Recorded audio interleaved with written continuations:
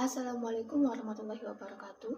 Nama saya Adudul Islamaya, NPM 2304101050, Ilmu Perbandingan Administrasi Negara kelas M.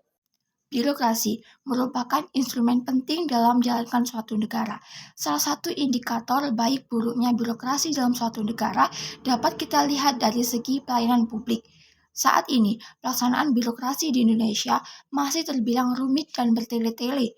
Meskipun sudah banyak instansi atau kelembagaan negara yang sudah mulai berbenah dan mengimplementasikan reformasi birokrasi, tetapi masih banyak institusi seperti pemerintah desa, kepolisian, dan lain sebagainya yang melakukan kebiasaan pungutan liar.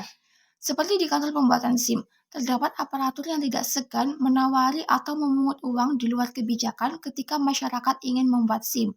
Agar proses pembuatan SIM lebih cepat dan tanpa tes berkendara, mereka harus membayar sejumlah uang dengan nominal yang ditentukan oleh si aparatur. Berbeda dengan pelaksanaan birokrasi di negara maju, saya ambil contoh Jepang. Di sana, pelayanan publik dalam standar yang prima. Administrator pelayanan publik di Jepang memiliki kualitas yang baik, bahkan dedikasi tinggi mereka miliki ketika menjalankan birokrasi. Pemerintah Jepang dengan cepat melihat kebutuhan masyarakat, sehingga pelayanan publik dapat dijalankan dengan optimal. Bagi administrator pelayanan publik di Jepang, pemberian tip atau istilahnya uang terima kasih atas pelayanan yang diberikan adalah hal yang menyinggung kedudukan dirinya sebagai petugas pelayanan publik, sehingga pungutan liar tidak menjadi birokrasi di Jepang. Analisis perbandingan pelaksanaan pelayanan publik di Indonesia dengan Jepang, saya menggunakan beberapa metode, yakni yang pertama, pendekatan ideologis. Indonesia menganut ideologi Pancasila, sedangkan Jepang menganut ideologi pasifisme. Yang kedua, pendekatan politis.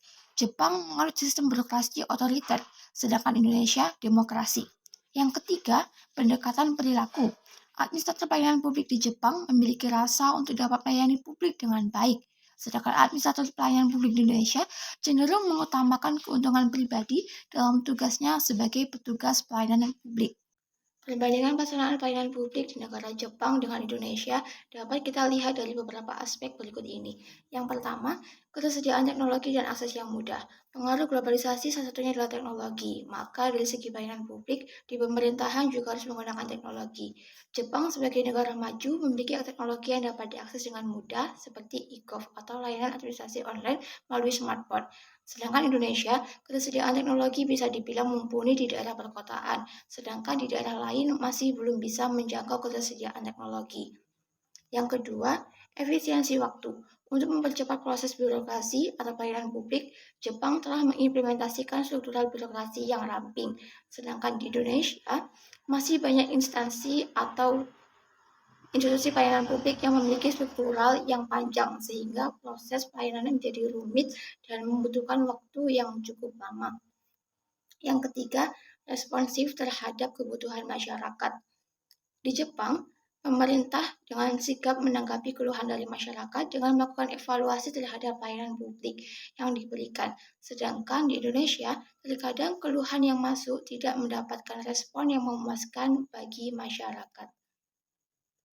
Contoh pelayanan publik di Jepang dan Indonesia, ini namanya My Number Card yang digunakan di Jepang. My Number Card berisi 12 digit nomor yang sudah secara otomatis menunjukkan identitas kepemilikan. Satu kartu My Number Card dapat digunakan untuk seluruh kepentingan administrasi seperti untuk bayar pajak, daftar layanan kesehatan, dan lain-lain. Jadi lebih praktis. Sedangkan kalau di Indonesia sudah mulai modern ya, kini ada iktp yang lebih praktis daripada KTP.